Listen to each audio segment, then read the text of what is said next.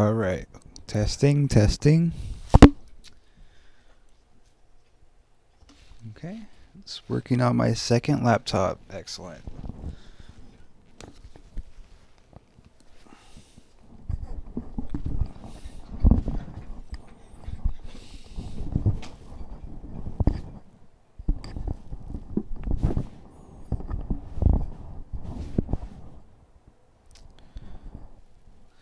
Hello, hello.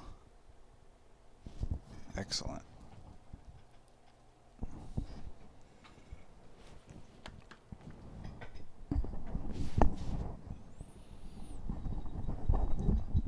Adjust my microphone a little bit.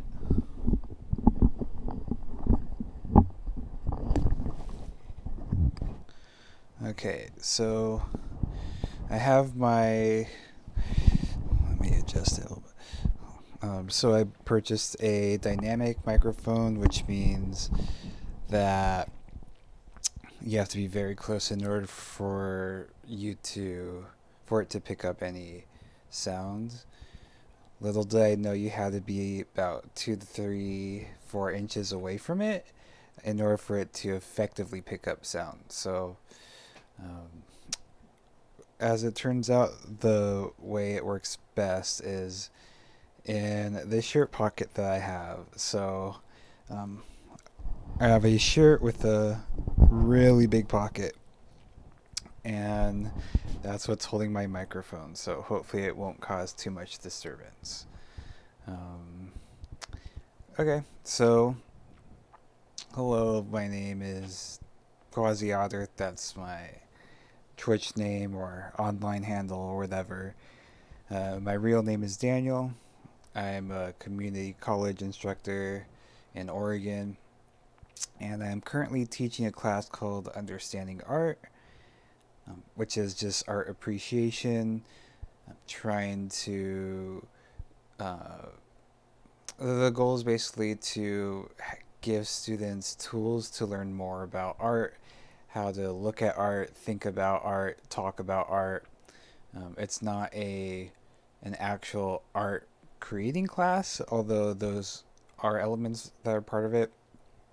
Um, and so I gave my so now because of the coronavirus, of course, it's an online course now, which I've never taught online before, and so I was forced to start streaming essentially, and I figured, you know, I play games anyways, and I prefer looking at games from a more artistic perspective.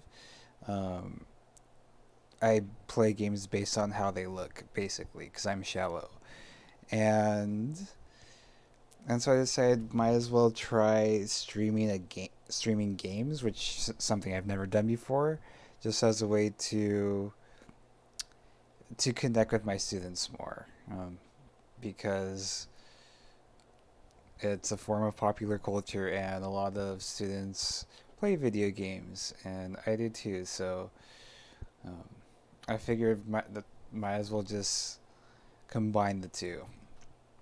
Okay, um, so I'm just gonna assume that there's no one following me right now. I'm just gonna record this as if it's a a video that I'm pre-recording. Um, so I do have my chat window open just in case, but um, yeah, again, this is more of a pre-recording session. Okay, so I'm gonna start playing.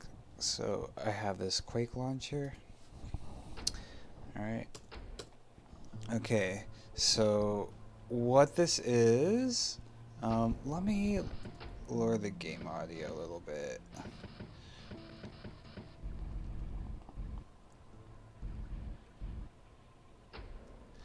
All right. So what this is, so Quake's. I should start off with what Quake is. So Quake is a first-person shooter game from 1996, made by id Software. It was amazing back then, I assume. I don't know, because I first started playing it a couple years ago. Um, this, along with the PlayStation 2 Tony Hawk games and WarioWare are among my favorite games. And I play custom maps and also make them as well. Okay, so this is, yeah, again, this is one of my favorite games, and I love it dearly. And so what I have here is the Ghost mod, which essentially removes all the combat and violence in enemies. So I'm doing this partially because of the fact that it's easier to talk about what I'm going to talk about, um, to not have to deal with combat and think about what I'm saying, because I've never streamed with games before.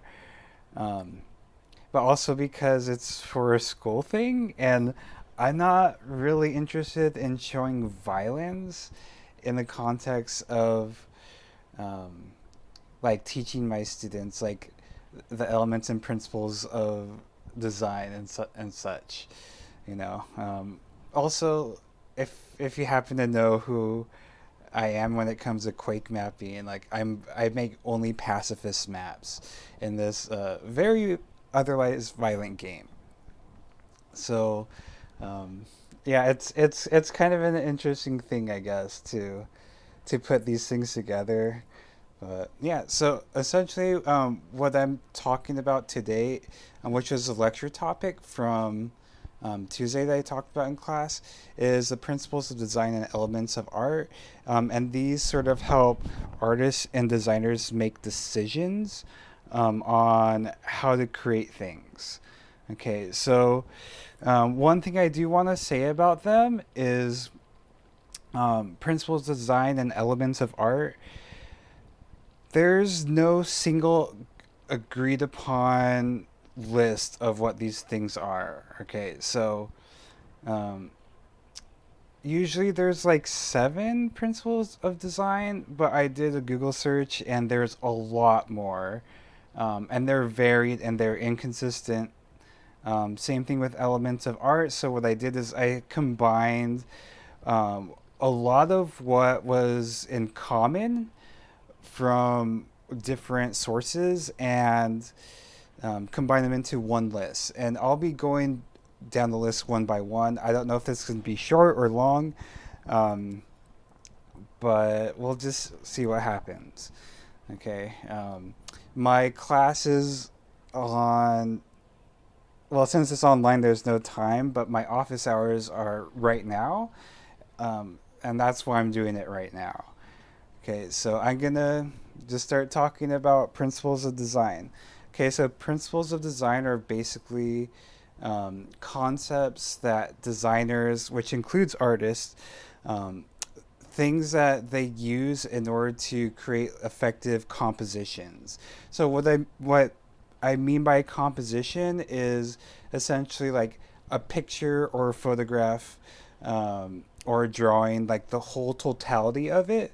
And these compositions are made up of elements, and elements are little bits that make that up. For example, this guy here, this torch holder thing, is an element, and the composition would be this entire space. Okay, and the principles of design would apply to 3D games such as this, just as well as to classical paintings, for example. They're pretty universal, even though what they are is not universal. Okay, so I'm gonna just kind of dive into it. And if anyone, or if sorry, if my mic is like going nuts, let me know, because again, this is in my shirt. I haven't had time to purchase a mic stand or whatever. Um, so hopefully I'll be coming in clear. All right. So the first thing I have is balance. Awesome. People say it's good. So the first element I have here is balance. This is one of the most common things that was talked about in every single source that I had. So the way I source this is I look through Google Images, um, like top 10 different sources for principles design, and every single one of them these had balance. So what's funny is like I'm using these hand gestures, totally forgetting that I can't, like I don't have a webcam. So so if I ever just like stop my movement, that's because like I'm talking with my hands right now, which is what I do when I teach. Okay. So this first element I have here is balance. Okay, so what does balance mean? It's how the elements within the composition sort of um, relate to each other is in terms of um, what's the word I'm looking for? And sort of um, like the weight, the visual weight of it, right? So I'm gonna restart actually. So this is how we start off. I'm just looking straight ahead. Okay, looking straight ahead into this first hallway. So right away, what we see is three different hallways. One to the front of us, one to the left, and one to the right. Okay, and so this has um, symmetrical balance. Symmetrical balance referring to the fact that either side has equal weight. Okay, that's if we take it at a architectural value. However, when we look within the details of each of these doors, it's a little bit different.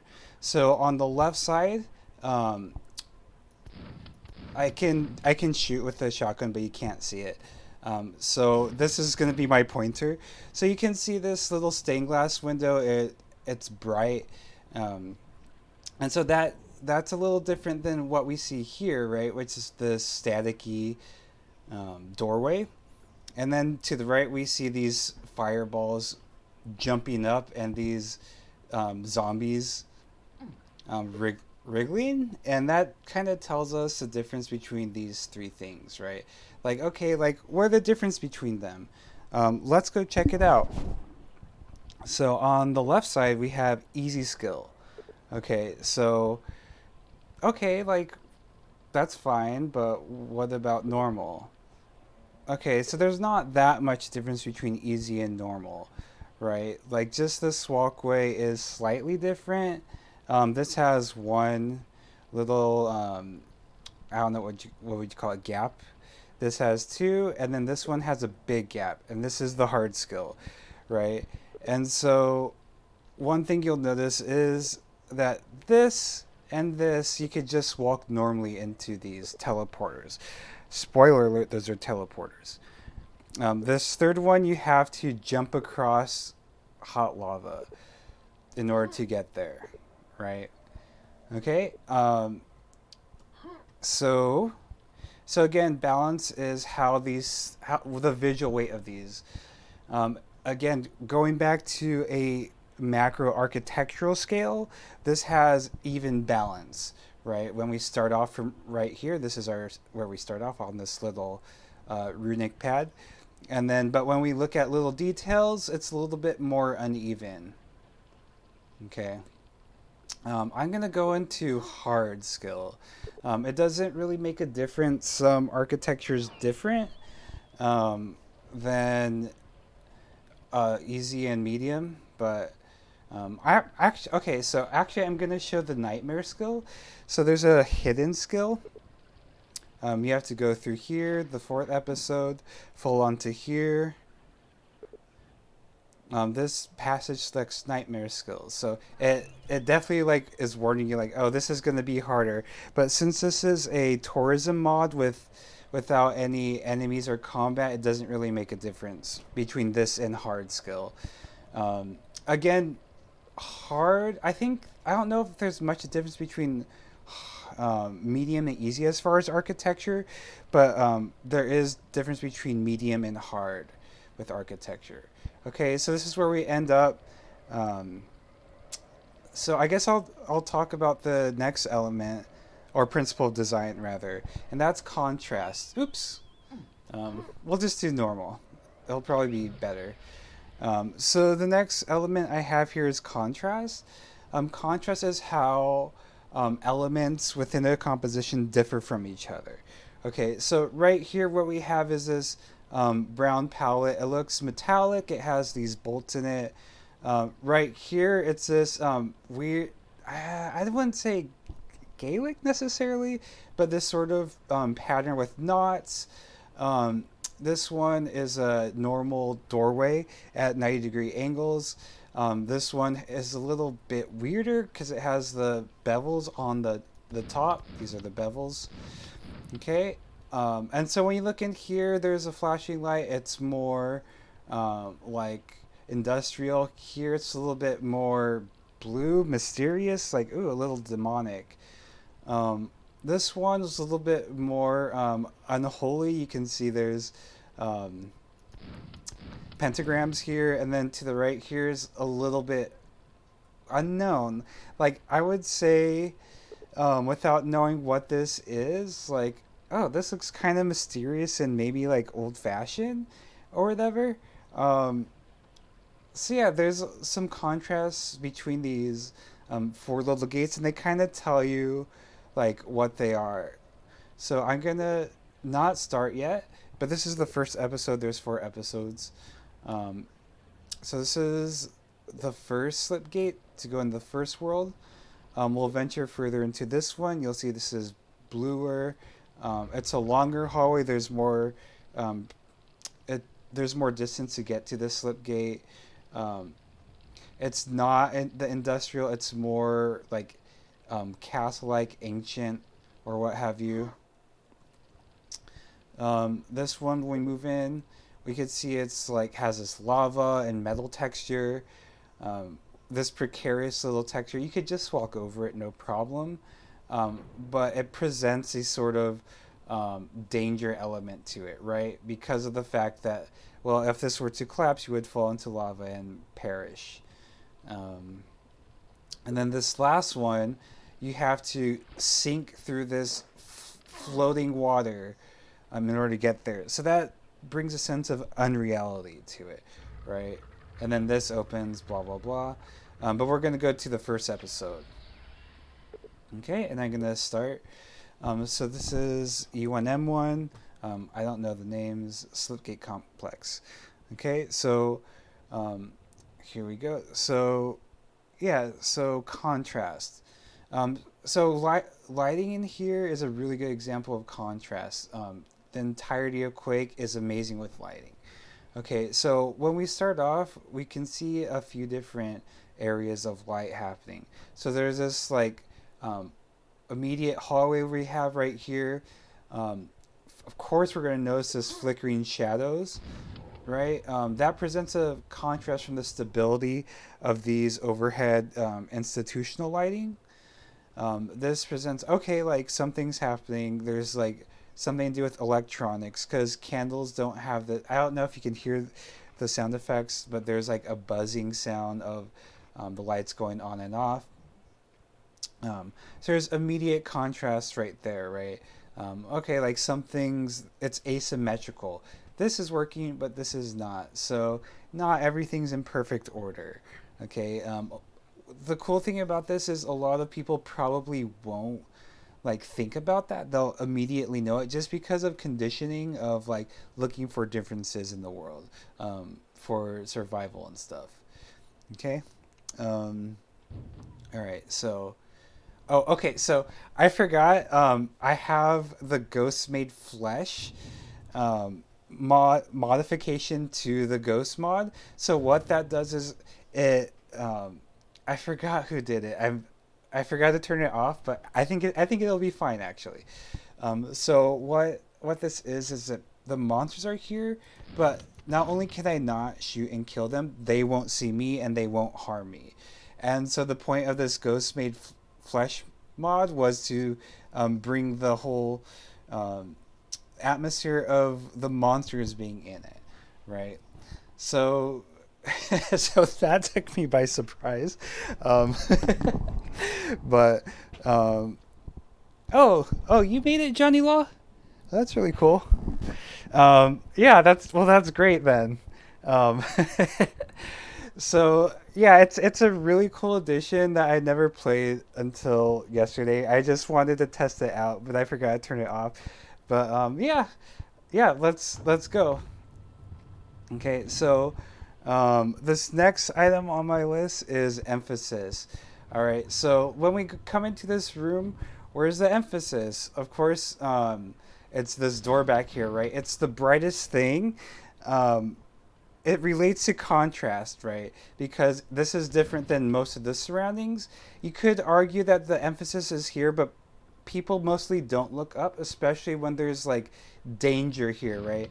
We see this cute little puppy and this handsome fella, right? Just like chilling. But when we get down here, what we see is this bright spot, this bright door, and that's heavily emphasized by its lighting and its lightness. Also, to the fact that we have this structure right here that points to it, right? So again, let's go. All right, so blah blah blah. We come down, and then when we come outside of it, again, this is what we see. This is emphasized most of all, right? And I guess I'll talk a little bit about like emphasis here and there.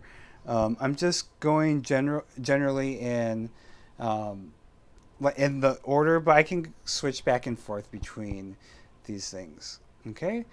So next I have on the list is scale and proportion. Okay. So this is actually a good example. So when we come out of here, we have this like medium size outdoor environment room type thing, right? So this is obviously a human scale. Um, it's easier when there's a gun to show, um, because people know what the size of guns are. But actually, look, our camera is at head height of this boy and the puppy. It's normal human proportions that we have here. So we can assume that we're a human.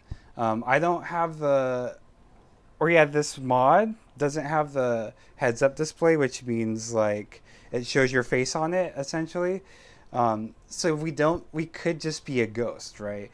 But this ghost is human size because in relation to this like human um, and puppy, unfortunately, no banana. We know what scale we are. Okay, so this is human scale. So this is a human scale bridge, human scale outdoor area. And then when we go inside, we can see this is a bit more cramped, right? Um, so it, and then it expands further outward. So when we come inside of here, we can again, it's cramped. So okay, this could be kind of house sized right now. But when we move further into here, the scale grows, right? Especially with this room and this skylight. It's like okay, this is now like a bigger sort of like factory, or what is this place with a bunch of undead zombies and stuff and puppies moving around?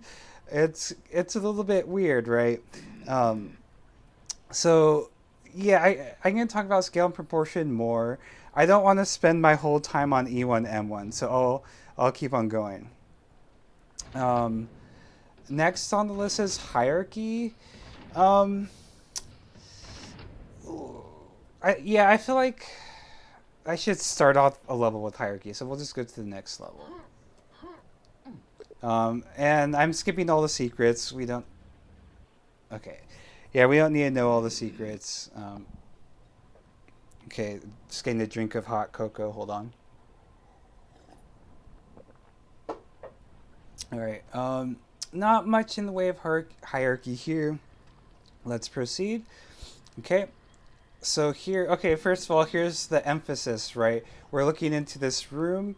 Um, we immediately have this like strong vertical composition going on, right? And I feel like the emphasis is right here because it's the first time you see this like bright red stained glass. Okay. In terms of hierarchy when it comes to design, the easiest way to talk about would be monster design. So I would say like hierarchy. This guy, the ogre, is um, is like the biggest, most menacing person, right, or creature, and then it's this trooper boy. Um, so yeah, there's nothing that stands out with Haruki, so it's something I guess I'll just sprinkle in whenever I see it.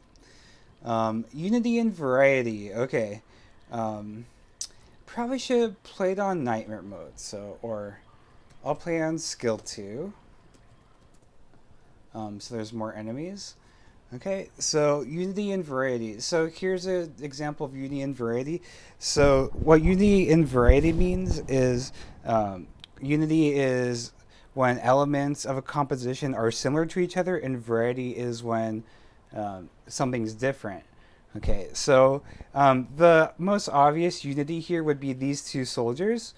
They're the same character model. They're positioned differently, but we know from their shape or whatever that they're essentially the same. And then we have variety in this ogre who is walking back and forth. Okay, and he's different than these other two guys. And by having this contrast, that word's gonna pop up a lot. By having this ooh, he's walking up here. By having this contrast between these two similar guys and this third ogre, we have this variety, meaning like if we were to have a combat encounter, we'd have to think differently about how we're going to approach these two guys and this third guy. Of course, since we're peaceful and we love each other, let's give you a hug. Um, that's not really an issue. Okay, so also we could talk about it in terms of like textures. So you can see that the walls, a lot of them have these large brick green textures, greenish brown. However, there's a variety of textures everywhere. So there's textures in this column. There's textures up here, the ceiling. So there's a variety of textures. Um, so unity and variety is really important because if everything was this brick wall texture, it would be really ugly, hard to navigate. Um, it would just suck essentially. But since we have a variety of textures available, that brings us a sense of like place and contrast and seeing like okay, like this texture is different. It looks metal, so it's probably metal. If it was made out of this brick, you would just assume it's made out of the same thing. But the difference in textures is kind of necessary.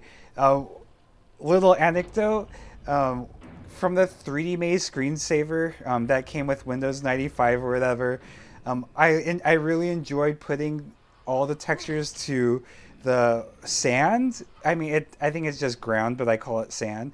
And so with that texture set, like it was just a field of yellow static, essentially. And so you couldn't really see anything until until like the mouse appeared or one of the um, other objects appeared, and it was kind of funny. And that would be a similar case with this. However, this has a lot of lighting in it, so it would be different.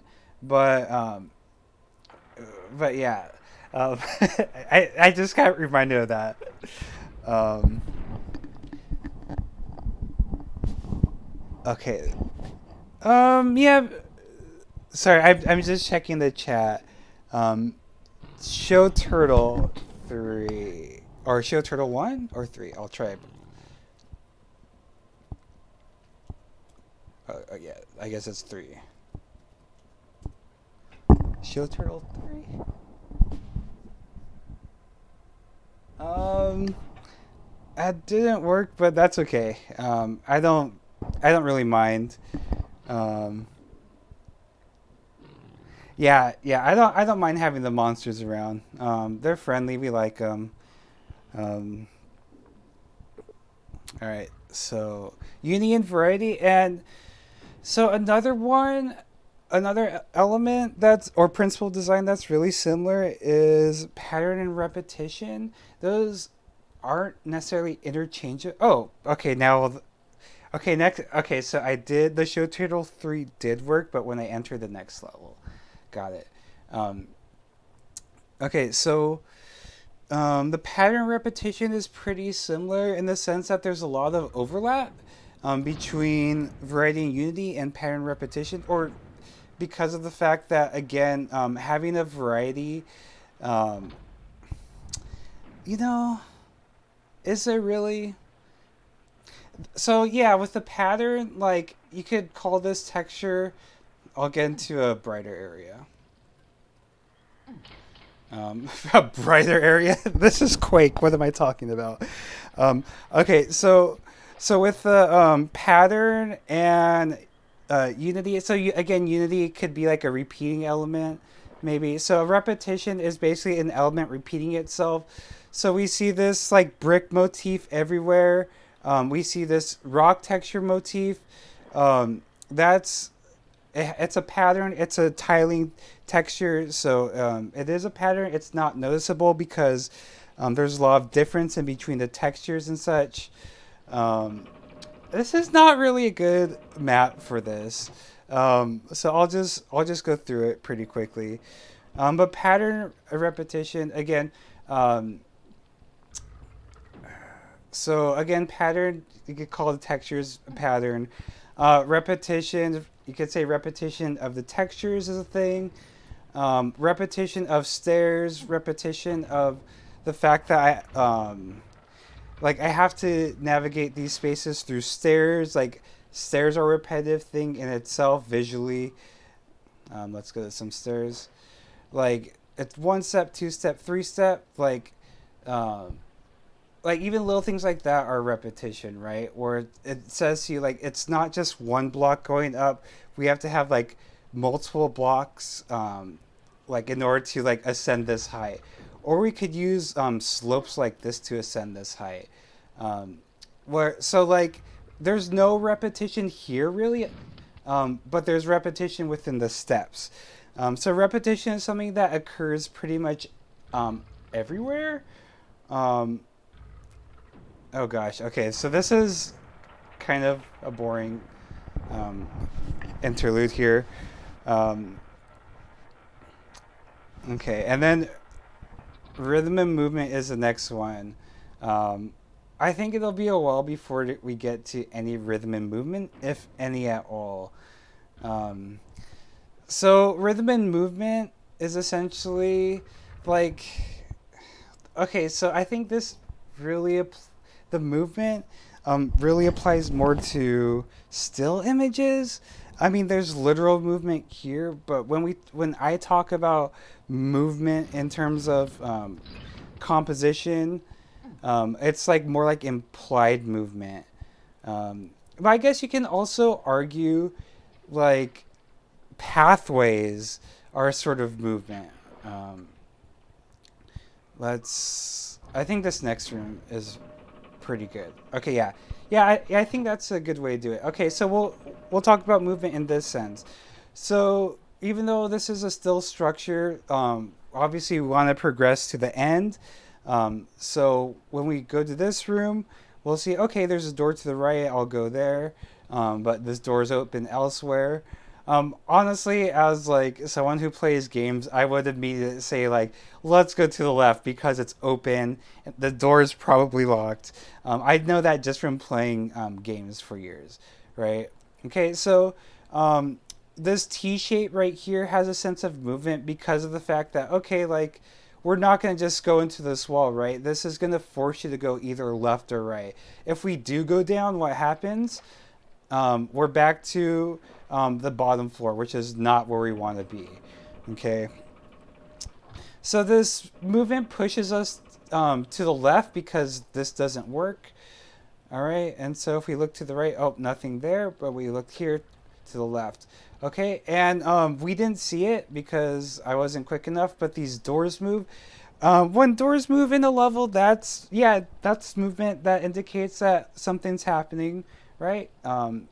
Here's the door now. Okay, and so that's movement right there. Rhythm, I don't really see any rhythm right here. Okay, so now we have the silver key. Um, let me no clip. Let me go back up there. Okay, so when we got this silver key, um, where do we go, right? Like, because this is just water, we saw there was an underground tunnel. I've played this map so many times, so I should have like stopped and talked about the. Well, this isn't level design necessarily, so that's okay. Um, so like, if you just jump down, you'll see this like when you go straight ahead, right? Um, okay, so we have. I know the push on the switch. Um, all right, so we're going up here. Okay, so I guess that's really it as far as principles of design. I will talk about things when I'm talking about the elements of art. All right, because I don't want to take forever, I'm going to talk about elements of art. Um, which again, the difference between principles of design and elements of art is principles of design are pretty much concepts that designers or artists or whatever use to create compositions. Elements of art will be a little bit more difficult to talk about because in the visual arts realm or this class I teach, it's way more geared towards traditional art like painting, drawing, sculpture, etc. I am trying to expand that. I'm not trying. I am expanding that into video games and comics and gifts and such. Um, but like a lot of it is originally made for like classical traditional art, which is fine. But it's more interesting um, to talk about other stuff as well, right? Okay, so the first one is line. So line is I should define dimensions first. So a point in space. Let's say, for example, our player couldn't move right here. That would be a zero dimensional thing. We would be a point. We can't move anywhere at all. And so we're stuck in this one point. We can't move forward or back. We can't move left or right. So that would be considered zero dimensions. Okay. So lines are one-dimensional points. So let's see. So let's say if we were stuck on a one-dimensional axis, all we could do. Let me restart so I could be perfectly aligned. Um, so if we were on a one-dimensional track, all we could do would be go forward and backward. Okay, so that would just be W and S. Um, so with one dimensions, another way to think about this is trains or light rails, where even though they can curve along a path, they can only go forwards and backwards. And um, if it were to go left or right, that would mean the train is off the tracks, which is not ideal, right? So so lines are a one-dimensional thing. I'm going to talk a little bit more about lines um, before I move on to two dimensions and shapes. Okay, so there's a lot of different types of lines out there. A lot of them don't imply like gestural lines, calligraphic lines. Those don't really happen here in Quake very often, if at all. Um, oh, that's funny. Okay. So the ones that I figured that would actually work would be implied, horizontal, vertical, and um, oh gosh, I can never figure this one out. Okay, there we go. So an implied line is essentially a line that doesn't exist. There's another kind of line called phantom line, but we won't talk about because it's not in here.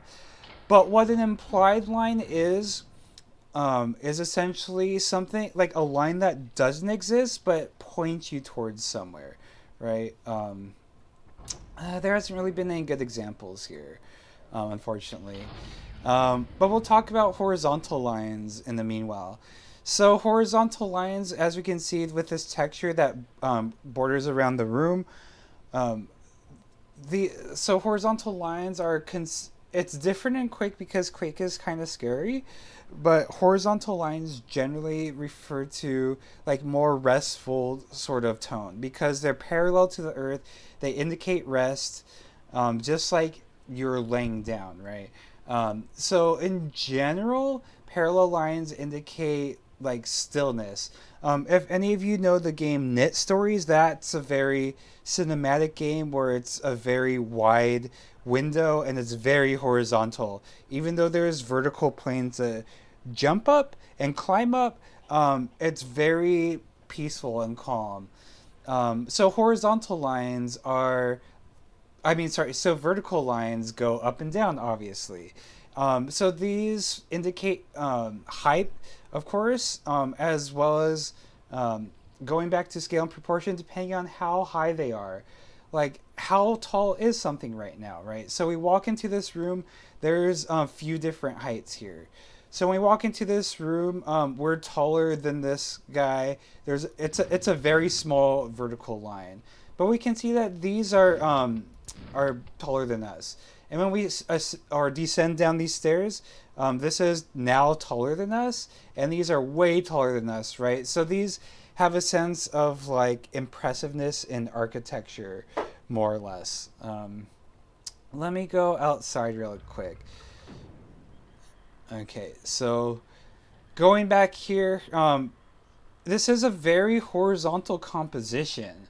Um, it's very very wide, and even though it's super tall compared to us, what this wideness means when it also has tallness is it has a very strong base to it.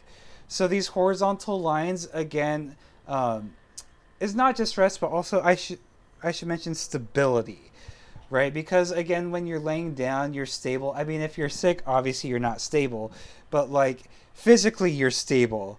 Um, and when it comes to verticality, it's not stable because when we jump, when we're going vertical, um, that is a it's an action that's temporary. Um, yeah. I don't have to save this for later. Yeah, so it's a temporary action. So verticality is less stable because gravity pulls on us, right? Um, so okay, so horizontal. Okay, I forgot where I was gameplay wise. Okay, um, and now it's diagonal lines. Okay, so here's a diagonal line right here. It's not a good example. I'll wait until we get to a good example of diagonal lines. So we'll just finish this map right here. Um, okay. Any questions at all while I'm getting a drink of water? Oh, hello. Okay. All right. Oh, this isn't very. There's not many diagonal lines, is there? That's fine. We'll save that to later. Okay, so the next subject is shape, geometric and organic. All right, so this one's pretty simple. Geometric shapes occur at usually right angles or very hard angles. So geometric shapes are usually man-made and don't occur in nature very often. I can't think on the top of my head about geometric shapes that occur in nature, but so far, like 99% of everything here is geometric. Um, the 1% is like these lava balls jumping out. Okay.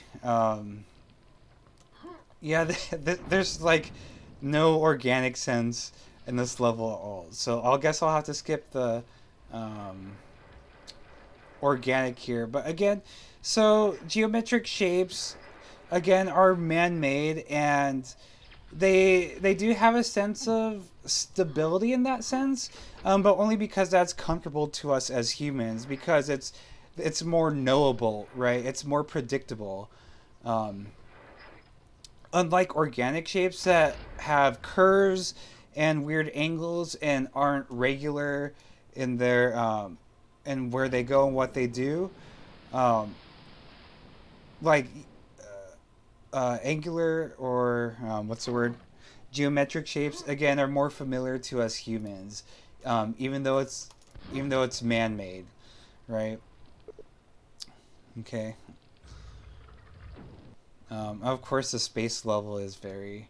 Um, You know what? I'm gonna go to the next map. I'm not sure the direct path. Oh, there we go. Wait. All right, there we go. Just gonna skip through this very geometric level. All right, so now we have organic, like this organic cave entrance. Um, what's really cool about this is not only is it a cave, but it's a cave that has this S shape, right? This is a pain in the butt to make if you're an architect or even when creating this map in a level editor, right? You have to consider like the angles. I'm not sure how they made it back then, like what the process was like. It'd be a lot easier with the tools to make Quake today, but um, more organic stuff to make this look more like a cave and less like man-made structures is difficult, right? Um, unless you have some sort of program that automatically makes it easy. Like these are really big, chunky. What's a light map? Is it our light map? Um, oh, all right. So we have light map on mode, which eliminates all the textures and brings out the lights. Okay, so this turns everything into big chunks. This is called low poly style. Essentially, that's what we call it nowadays. Back then, this was the only style. But as you can see, like these are very big, chunky hallways. When we had the texture on it, we didn't see the chunkiness as much, just because that texture broke up um, the geometric lines, right? Okay, so this is obviously very man-made, but this K we came out of is very, very organic. But again, because of the fact that there is a lot of limits on how much detail you can have in the environment, these organic shapes are very limited. And I'm saying organic, but all these are at very steep angles, like acute angles, obtuse angles, but they're all at angles. There's no like actual curves. It's just implied. Okay, so I'm gonna turn light map mode off. Okay, again, we have this illusion of organic curviness. Um, the textures and the lighting help this both. Okay. All right, so open forms and closed forms. Well, I should talk about forms in general. Okay, so a form. Um, no, I need to talk about shapes first, 2D shapes. Okay, so when I was talking about organic and uh, what is it? Geometric shapes. Um, just by the way, I have a really bad memory recall, so I'll forget things that I said like a few minutes ago. Just FYI.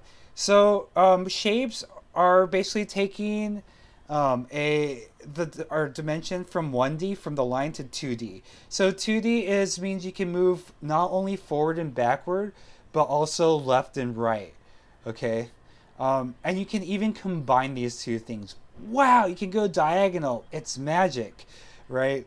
Um, and even then, you could even like look around. So now we have two dimensions going on for us, right? But if this were purely 2D, um, let's do this. So if this were purely 2D, actually, uh, all right. Okay, I'm not sure what's going on. Hold on. Fly, fly. All right. Voice stop.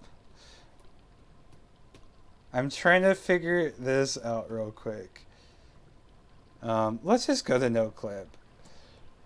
All right. So if this were a purely oh, I don't have my okay.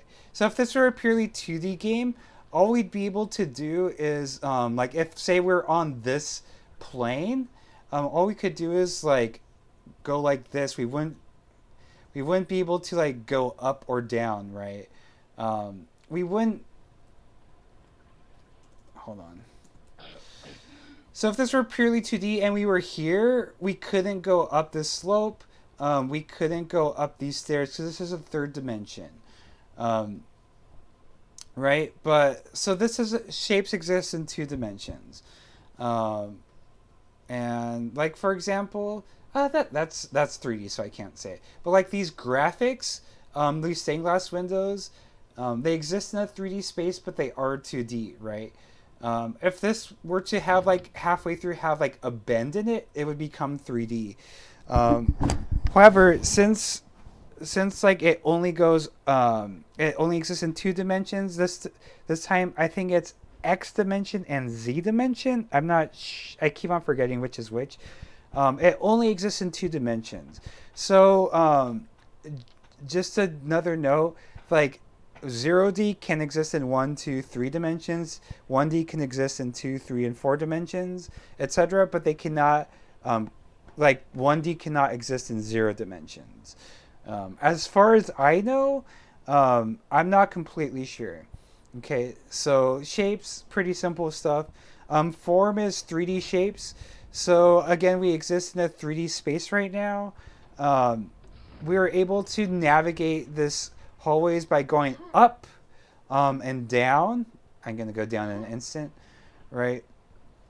Um, so I went down right there. If this was a 2D game, I weren't able to go down, I would just be like stuck from there to here, and I couldn't. If I couldn't go through these walls, it would suck, and I couldn't play this. So by necessity, this is a 3D game, right? Because you need to be able to navigate 3D spaces. You're moving through interiors, inside interiors, outside, etc., etc. Okay. Um, it's kind of self-explanatory, but we also have the subcategories open shape and closed shapes. So right now we're in a closed shape. So what a closed shape means is a shape where, um, at least from our viewpoint, let's ignore all those windows we saw, let's say. Okay, so if we were in a closed shape, we could fill this up with liquid and nothing would spill, essentially. Um, Basically, a lot of shapes in video games are uh, no, like the default cube when you make a game is a closed shape. But so we have a closed shape right now, but as soon as we open this, now we have an open shape because water can let wood flow out of it, right? Um, and and so when we look at this from the outside, if this were to close, we could see that even though these are stained glass windows, they would still prevent water from leaking in. So that's a almost a closed shape until I open that door. Okay, so now these are open shapes. So the walkway here is a little bit more precarious because it's on um, hard mode, which is what I usually play it on. Okay. All right. Oh. That's exactly what I was hoping to not do. Uh, like, I was thinking about this stream in terms of like maybe I should do easy mode so I won't fall down this particular thing, and that's exactly what I did. And now I'm stuck forever. No, I'm not. Um, all right. So let's navigate this. Oh my! I don't know, like why I went backwards, but I did. All right, let's just no clip there. Um, Again, this is what happens because this is my first time streaming with games. I don't understand how people do it, but I'm learning now, and that's what I'm all about. All right, so positive and negative space. So the whole concept of space altogether is how things relate together in terms of position. Okay, so right now we have an outdoor space. We know this is outdoors because there's no roof. We have a sky, well, sky texture, but this goes on to supposedly infinity, right? So our space in relation to the sky is we don't know how large this is. Well, if you open up the map editor, smartass, yes, we know how high this is. Um, but essentially, the illusion of this shows us like, okay, we're far away from this, but we're closer to these torches. We're closer to this hallway than we are to this. Um, so that changes depending on your position, right? Like if I were to um, go up here, um, and this is where the sky texture exists. If you're not familiar with Quake, this is a texture. It's not an actual infinite sky. there's some geometry with a texture applied to this. So now we know, okay, like now I have the scale of how big this room actually is. Now that I broke down that illusion, right? So let's go back to normal mode. Okay. Um, all right. So and now we also have um, space in terms of, okay, like here's a space. There's all these places we can go. I can see like there's an area right here and an area right here. So let's say I want to go to the right. We can't go to the right. So as far as space, like we can't like jump there. So I'm gonna go back up. Um, hold on. Bind P. I should just do that. So now we have this space. Oh my god, I almost fell off. So like you can even consider like this a space. Like this little area right here is like, okay, this is somewhere that's achievable. We can go to this space. So we can talk about space in many different ways. Um, so positive and negative space. All right. So we can go back to the sky texture here. So the positive space essentially means like what's the most important thing, what's the foreground of this. Because this is an ever moving composition, because we're controlling the composition here, I would say the positive space, and this is up for debate, I would say the positive space is just all of the architecture that we move around. Okay. And again, the positive space is like the focus. It's what we're mainly concerned about. The negative space, the easiest way to explain negative space is just what's blank. However, there's no blankness here technically, but what I would argue to be negative space would be the sky. Because even though we know that it's pretty close, it's pretty constant and not changing very often, right? Um, so when we look up or when we look into this room, the architecture is this hub right here. There's a room here, up there, and then uh, over there. But the sky stays the same. And then when we go back here, we have two choices or three choices if you want to go backwards. But the sky stays the same. So I would argue that the sky is a negative space here. Because of the fact that it's unchanging, it sort of brings focus to the positive space. Negative space is something you can ignore, not not always, but that can be one of its goals.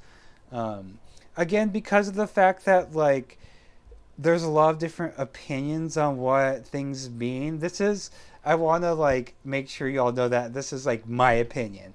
If someone wants to argue with that, that's completely fine, and that would be valid too, unless you're just trolling. But maybe that trolling can provide valuable insight. Who knows? Okay, perspective. All right, so we're gonna play around with like our literal perspective here. Um, so perspective is the illusion of 2D's or 3D space in a 2D area. Most of you are probably familiar with like vanishing point, horizon, etc., etc. It's kind of hard in Quake because of that, but I'll talk more about it later. Um, so this game is a quote unquote 3D game because of the fact we're existing within the 3D geometry. However, it's on a 2D screen, right? Like we're looking at our screen in front of us. There's no actual 3D. It's a flat plane, right? It's just pixels that are displayed on the screen, but and the computer is just rendering this for us on 2D. So we have this perspective of 3D because of how things are positioned in space, right? I don't. There's no auto map feature, but if we were to like do the outlines of this map and look at it from the top down as a flat 2D drawing, that would take away our 3D perspective, right? Um, So, but right now, like we have this first-person viewpoint, where we can see like ourselves moving through space. And when we see ourselves in motion, that's easier to find the perspective because our vision remains constant, but things move around our perspective. Um, per, and the cameras are perspective. Okay, so let's. So I'm gonna change the FOV to one. I'm gonna wait till I'm in a structure, actually, till more man-made structure, so you could see the distortion.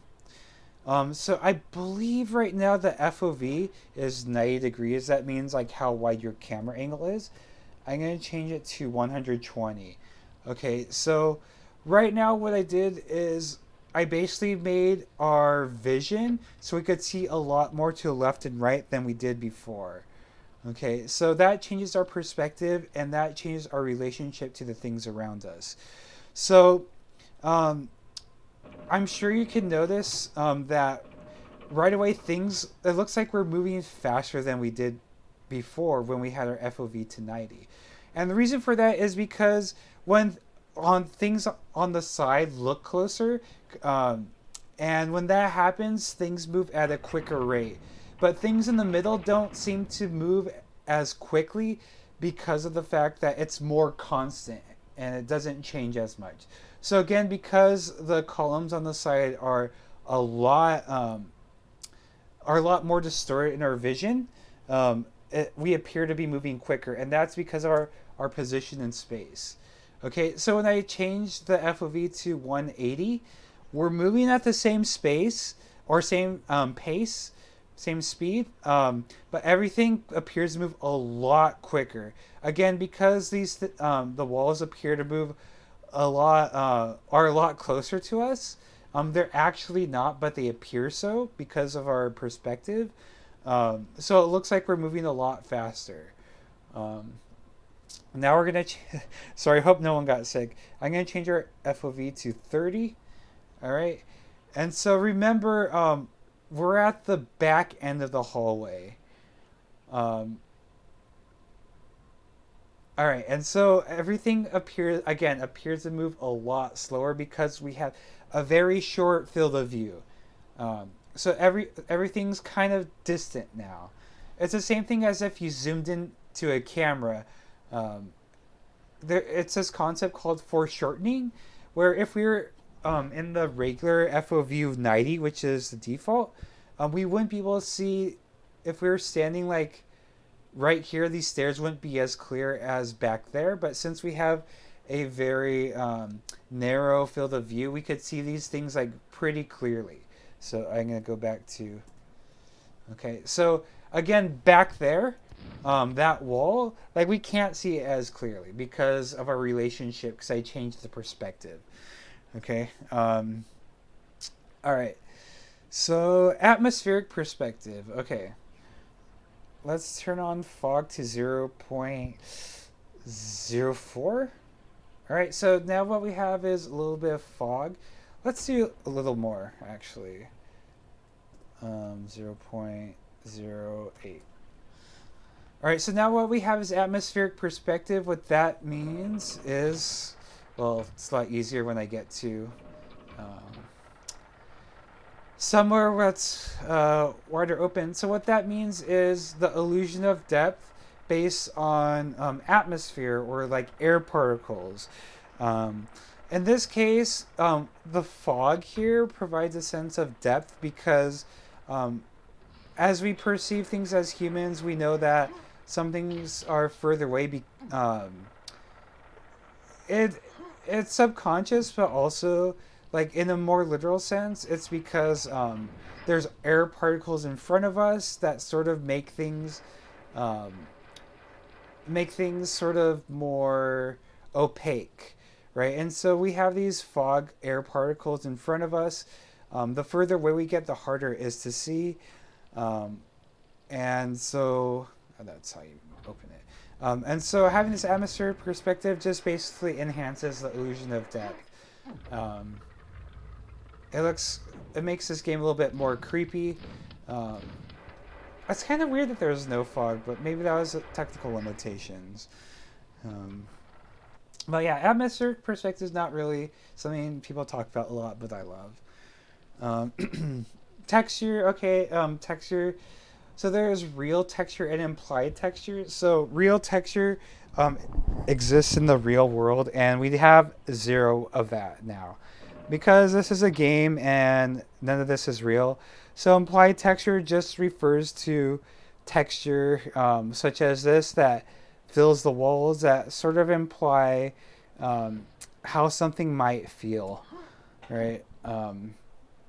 So like we have this wood texture. So like we think about wood, we have experiences with what wood is from real life, and so we think of this as more like I guess you could say softer than like this. What is this? Concrete? I don't know. Stone.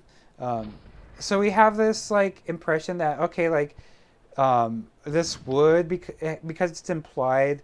It's not real, but we do think of this as more something we can touch and it's familiar. But obviously we can't touch it. I'm like touching my screen right now, but I just fill my screen, right? Value. So I'll turn on light map mode again. Um, okay, so value is a lightness or darkness of an element or an object.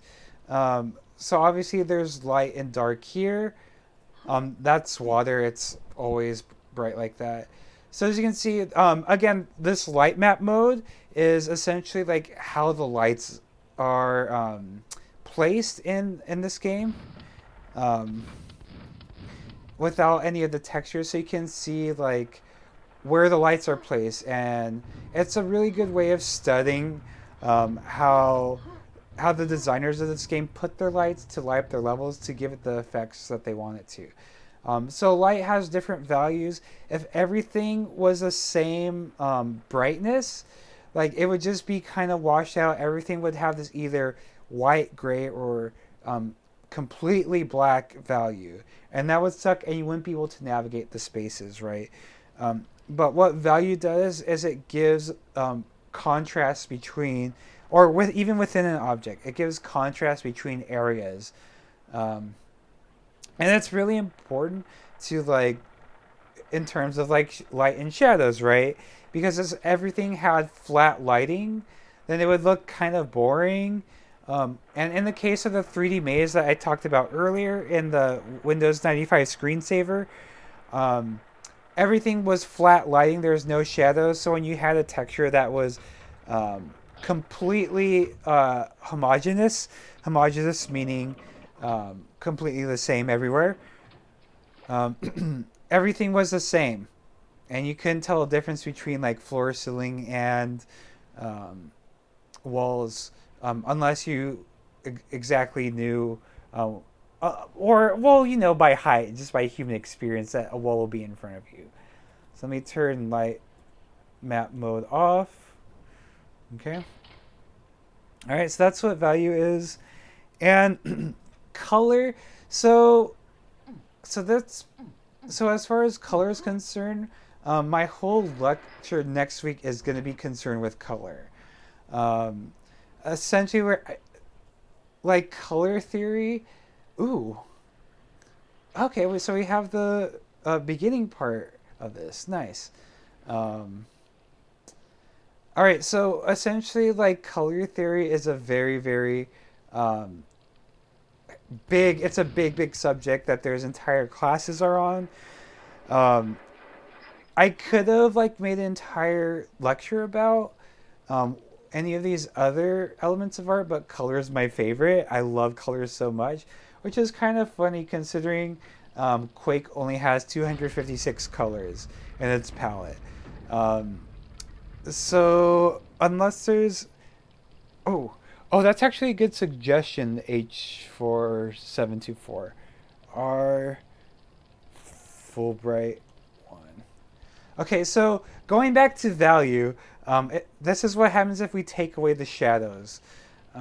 We just have this like it's really really ugly and garish. Okay, I really love ugly and garish things But in this case, it completely ruins the atmosphere of the game, right? It just makes everything homogenous. There's no different values here. Um, Everything's at its full brightness. There's no shadows. There's no highlights. Um, so as you can see, it has a really big effect, and I dislike this. I won't say hate because hate's a strong word. But anyways, that's pretty much it for this stream. I'm gonna talk. I don't know if I'm gonna use Quake next week because the limit palette. Also for the fact that like this is for my class, and I think my students might appreciate different games. I'm not entirely sure yet. Um, I'm gonna actually pull them. Um, I'm glad there's people not from my class who are on here. That's really cool. Um, but I'm going to ask my class because it's about their education. But if you do have any opinions, let me know. But I'm kind of stubborn in what I choose because I usually choose experimental games. Um, so again, I'm going to talk about color next week. I'm just going to talk about as much as I can. I'm not an expert in color. I use it intuitively. So, yeah. And for any of you who are watching in the Quake community, I'm probably going to stream SM208 either today or tomorrow. I'm not sure. I just want to get used to streaming. So, yeah. That's all I have for today. Thanks for joining. All right. Toodles.